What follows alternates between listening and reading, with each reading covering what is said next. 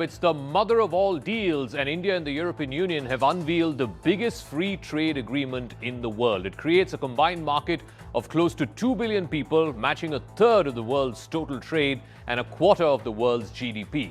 Tariffs and more than 90% of India's exports into the 27-member European bloc will be reduced to zero. Imports from Europe, also more than 90%, will now be brought down to zero, particularly in labor-intensive sectors like leather, textiles, gems and jewelry. For European high-end cars above 15,000 euros, the duties will be progressively reduced. European cars, French wine, etc. will also become cheaper. But it also sends out a clear signal, not just in and of itself.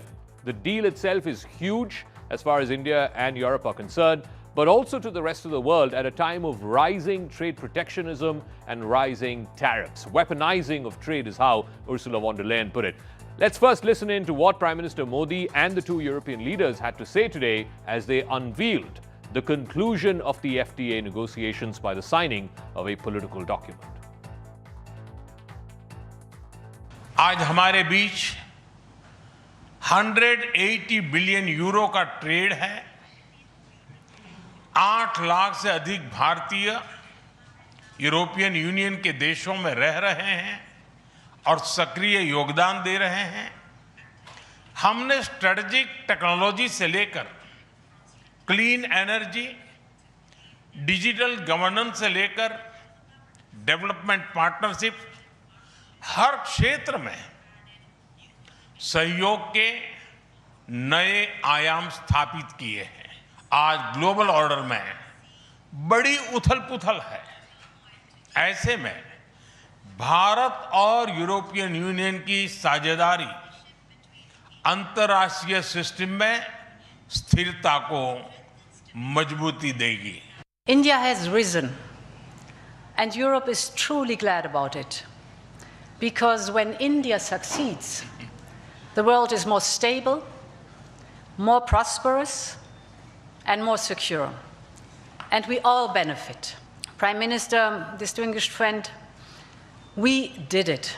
We delivered the mother of all deals. We are creating a market of 2 billion people. And this is the tale of two giants, the world's second and fourth largest economies.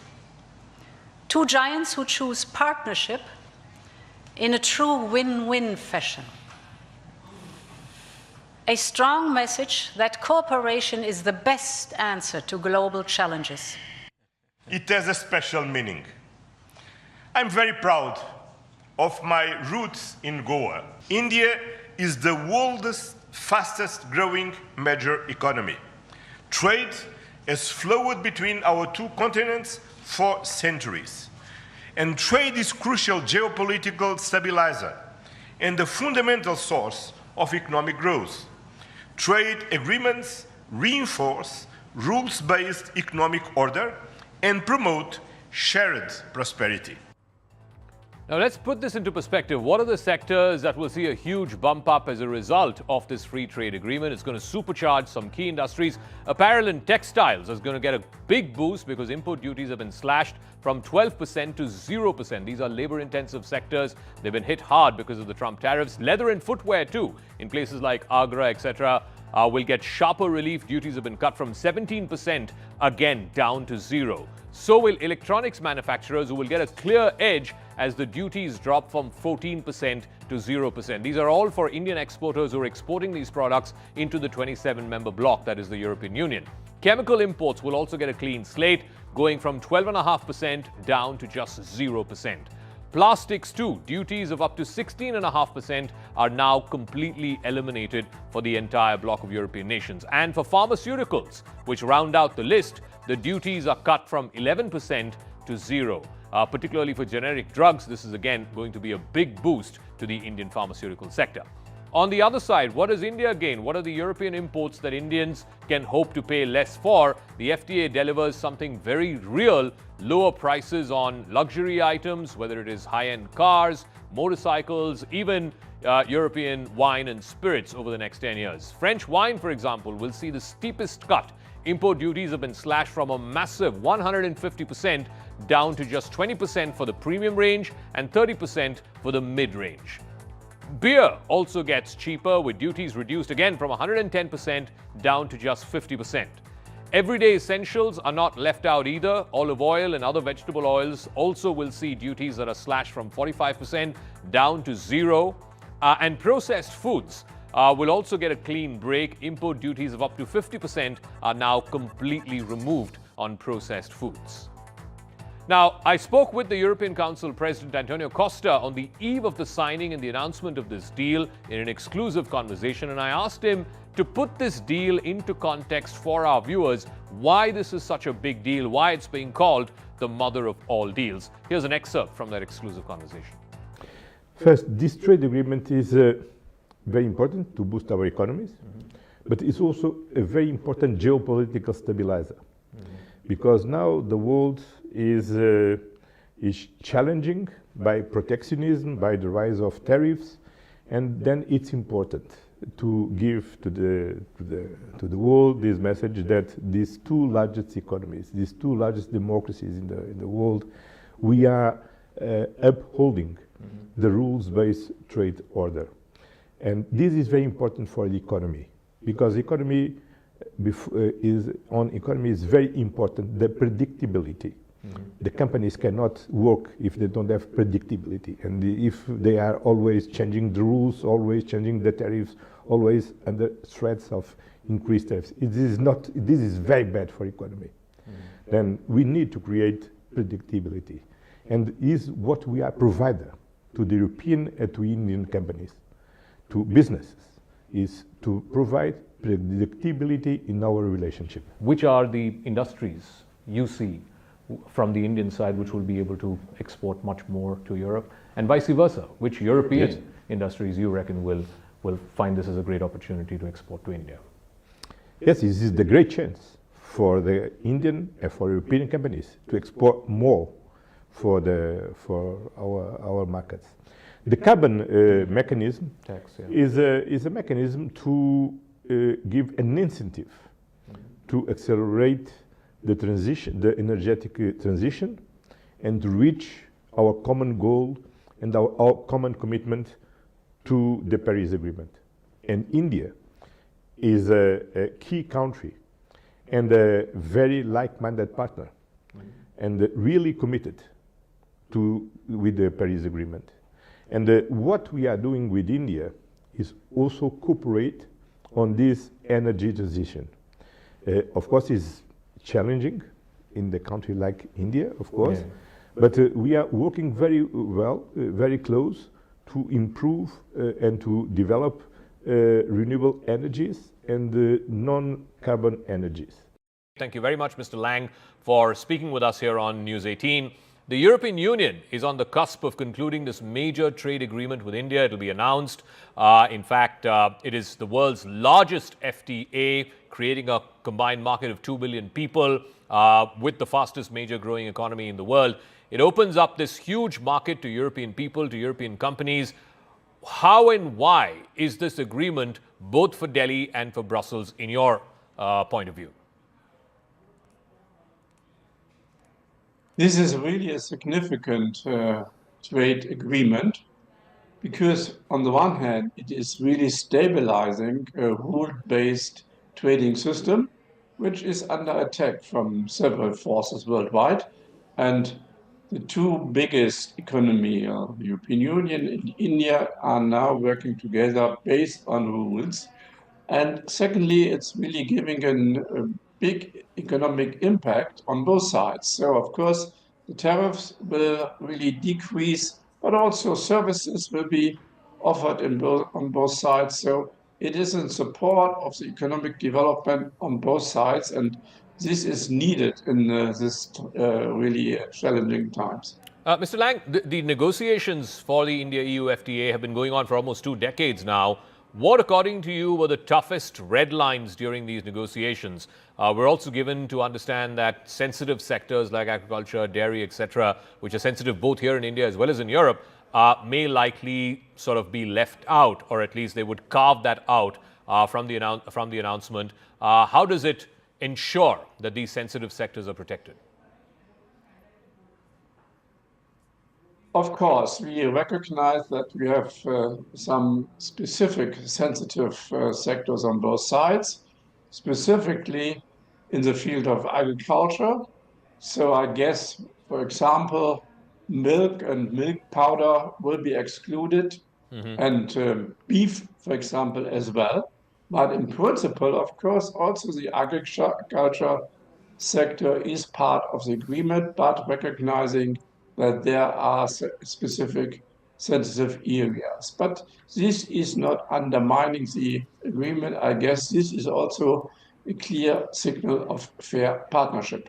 But it's also coming, against the backdrop of massive global trade realignments that we're seeing with the tariffs. Why is this FTA such a strategic win? And it comes at a strategic time, both for Europe and India, at a time when the rest of the world is looking at stable, reliable markets, supply chains, and trade agreements. We are sticking both to a rule-based trading system. We see that the rule of law is important for both, and this rule of strength is not our approach. We want to have real partnership. And therefore, sometimes, of course, also the agreement is asymmetric because India is on the developing way and they have a much higher GDP growth per year than the European Union. But that's okay because we want to have development which is going in a similar situation where the people on both sides have the possibility to create their livelihood on their own. So it is really supporting the economic and political development. So in this agreement, we have not only the rules of trade, but also rules regarding the acceptance of labor rights, of environmental standards, of the implementation of the Paris Climate Agreement. So it is really a book of fair partnership.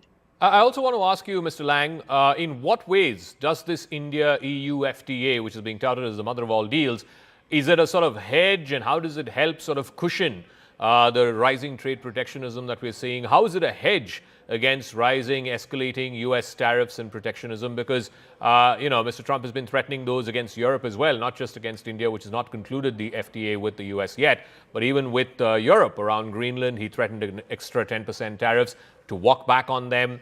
How does this help in trying to cushion some of those blows? Yeah, of course. Looking around, it's totally clear that at the end of the day, this unjustified policy of President Trump should not be really recognized by the rest of the world. And I guess it's totally clear that the trade volume of the United States is only around about 15% of global trade volume. And I guess the other countries are really now in the mood to join together and stabilize the system. So the India-EU FTA, it's dubbed as the mother of all deals, Lisa. President Trump continues to threaten higher tariffs on India. The announcement today, how important is this, not just for India and for Europe, but in reshaping India's economic orientation? Well, first, let me express my congratulations to the people of India on your Republic Day. It's an honor to be on the program on such an auspicious day. With regard to the India-EU trade deal that may be coming up, may be announced soon, I think that this will help give India some leverage in its trade talks with the United States, because what it will show is that India has other options, that Indian traders can export their goods to other nations. So this will, I think, help in terms of the direction of the US-India trade talks, because it gives India some leverage.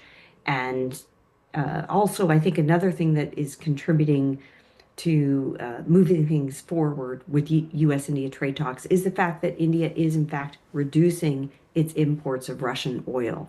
There was a reduction last month in Indian imports of Russian oil. So I think, this will help with the U.S.-India trade talks. I do want to ask you, Lisa, about forward. the appending of the global trading order with the Trump tariffs and so on and so forth. Every country has been affected. India's been affected as well. Has that now turned out to be a bit of a blessing in disguise because it compelled both Delhi and Brussels to diversify their trade partnerships? Well, I don't really see it that way because I think India is a very important strategic partner for the United States. And I think that President Trump has mishandled the relationship with India on several fronts. I think on the trade front, I think slapping a strategic partner with 50% tariffs, some of the highest tariffs in the world, that is a mistake. I think India has been an important strategic partner of the United States, and that should not have happened. So I don't really see it as a blessing. I think it's a challenge that now we need to work toward relieving. I think the Trump administration should provide tariff relief to India. And I think it's time for the conclusion of a U.S.-India trade deal. But I think, that's a trade deal where both sides will have to compromise. And my understanding is that India has come forward with a good trade deal for the United States, that it has offered a lot, has put a lot on the table in that trade deal. So I think it's time to conclude that trade deal, and hopes are high that with Ambassador Sergio Gore now there in New Delhi in place, saying a lot of positive things about the U.S.-India relationship, that perhaps there will be a trade deal soon. So, the one other thing, and this has been brought into sharp focus in the last 5 years or so since COVID, is that the world suddenly realized how much they're dependent on China for reliable supply chains. There was an over-dependence on China. So do you think the India-EU FTA will also reshape the Indo-Pacific supply chains, which are currently heavily leaning on China? Well, I think it's important for the U.S. to continue to see India as a major trade and investment partner, and particularly when it comes to technology. I mean, we've seen U.S. firms investing in India's AI sector in terms of data centers. And so clearly, U.S. companies see very much an opportunity and the future of technology in India, and see India as an alternative, supply chain for technology. So there's lots of room for U.S.-India continued cooperation when it comes to technology and AI, and I think that will continue. So I think it's up to the Trump administration to recognize that, to recognize all the opportunities, and that India is important when you're talking about developing alternative supply chains to China. I want to talk a little bit about China because, India also has a substantial trade relationship with China, again, over $100 billion. There are only 3 trading blocks that India does over $100 billion trade with. One is China, the United States, and of course, Europe. But it's heavily skewed in China's favor. There's a massive trade deficit as far as India is concerned. Will the India-EU FTA also help increase or the opening up of Indian exports into China, forcing Beijing to import more from India? Well, again, I think if the India-EU free trade agreement is made, as we're all expecting, then I think that does give India more leverage in all of its trading relationships, whether it's the U.S., China, or any other country. So it gives India options. It shows that India is a global player, an important market, and I think it kind of helps its overall trade outlook.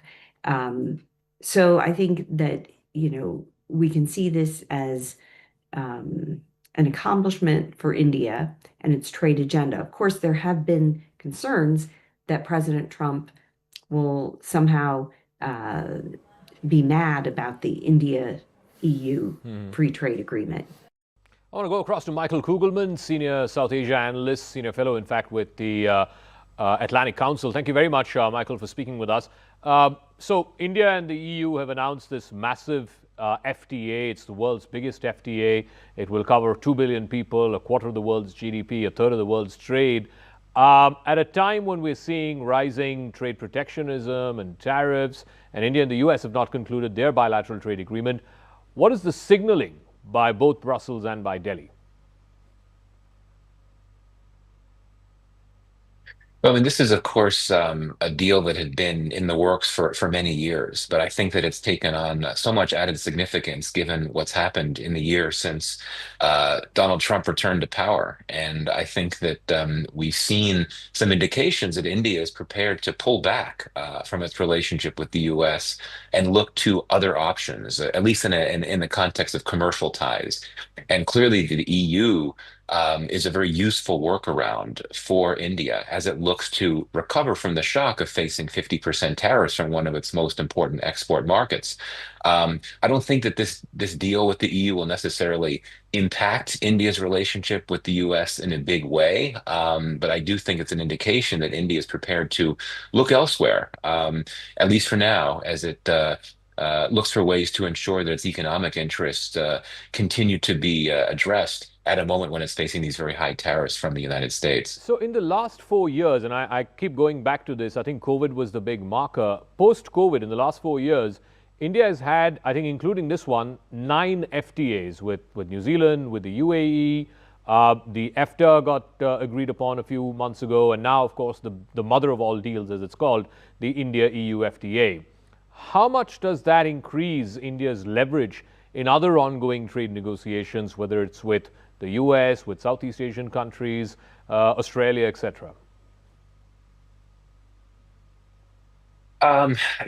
Ordinarily I would say yes, but this is a very unusual and unconventional administration that you're looking at in Washington. And I do think that for there to be a deal with the United States, India will need to make more concessions. The U.S. negotiators have taken a very hard line, and I think that they'll continue to insist that India do certain things, such as opening up its most politically sensitive sectors like agriculture. I think those demands will continue from the US, regardless of what India might be doing with other key trade partners, including the EU. And of course, this is a challenge for India because India has made a number of concessions to the US during earlier periods in the negotiations, and India very understandably has held back from making these other concessions that the U.S. has been demanding it make. So I think that these are two separate tracks. I mean, what you're seeing with the EU and India with a deal coming very soon, that's playing out on a separate track from whatever might be happening and what might come in the weeks ahead with U.S.-India trade negotiations. So it's not just trade. Obviously, trade has captured all the headlines because of the sheer scale of this deal. But the other agreements that have been signed are pretty significant too, particularly the one on defense and security cooperation, at a time when you're seeing this whole spheres of influence sort of idea. Trump wants to focus America's energies, its resources on the Western Hemisphere. China seems to be developing its own sphere of influence here in Asia. Do you think India and the EU, announcing this defense and security partnership agreement today, will send out a very clear signal for countries in the Indo-Pacific? Absolutely. I think this is one of the big trends that's playing out in geopolitics right now, that many of America's closest partners, including trade partners, are essentially recalibrating and looking elsewhere because of the Trump administration tariff policy and just because of all the unpredictability and volatility that marks the Trump administration. So you're absolutely right. I do expect that India and other close partners of the U.S., at least for now, are going to look to expand their partnerships with other places and other spaces, and not just in a commercial sense. Now, I would say that there might be a challenge for India and the EU and other European countries when it comes to the issue of Russia. I mean, my understanding is that a number of the EU capitals have not been happy with the position that India has taken vis-a-vis the Russian invasion of Ukraine. Clearly, the Russia factor has not impinged on the India-EU trade negotiations, and I don't think that it will prevent India and the EU from moving closer in other spaces too. But there are still some areas of divergence, and I think that more broadly than that, even in the trade talks between India and the EU, and there's some fundamental differences, one of them being intellectual property issues. This is something that moving forward, the two sides are going to have to work through because, I think differences on intellectual property can get in the way of forging deeper cooperation in areas like tech and innovation. So that's something to watch for too. Also want to get your thoughts on, again, I go back to the post-COVID era that we're living in. That's when countries started realizing the over-reliance and the over-dependence on China for supply chains. And the US has been talking about this, Europe has been talking about this, about diversifying supply chains. So this deal that's been announced today, how much does it help in strategic positioning that India is an alternative, at least in some measure, to being an alternative supply chain nodal country for global electronics manufacturing, automobile manufacturing? We've seen China use its leverage on supply chains almost like a weapon in trade. As the global supply chains shift away from China, does this deal help strategically position India as an alternative when it comes to diversifying supply chains?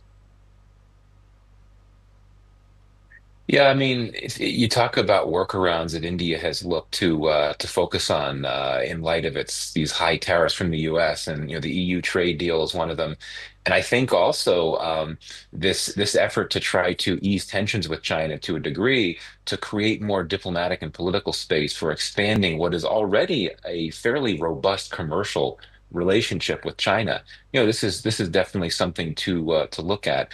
But my sense is that there are limits to how far New Delhi would want to go with Beijing. Yes, there are some indications that there might be fewer constraints regarding new Chinese FDI coming to India as part of this broader effort on the part of New Delhi to try to ease tensions to a degree with China. But at the end of the day, India and China continue to be competitors and rivals in a very fundamental sense. They continue to have a disputed border. China's close alliance with Pakistan is clearly something that will make it difficult for India and China to build more trust. So, yeah, I think that if we look at how this India-EU relationship could proceed, there's a very strong shared interest there in countering China. And I think that for the Europeans, one of the advantages of this trade deal with India is that it could make it easier for the EU to reduce its reliance on China and China's economy. China's economy has a tremendous amount of global leverage, but I do think that for the Europeans, the hope is that by working more closely with India, they could perhaps undercut that leverage, even if just a bit. And I think it's the same for India as well. I mean, by partnering commercially with the EU in a big way, it may fortify or strengthen India's capacity to push back more against China and the economic steps that it takes to try to bolster its economic clout in the world. All right, Michael Kugelman, Senior Fellow with the Atlantic Council, thank you very much for joining us here on CNN News 18.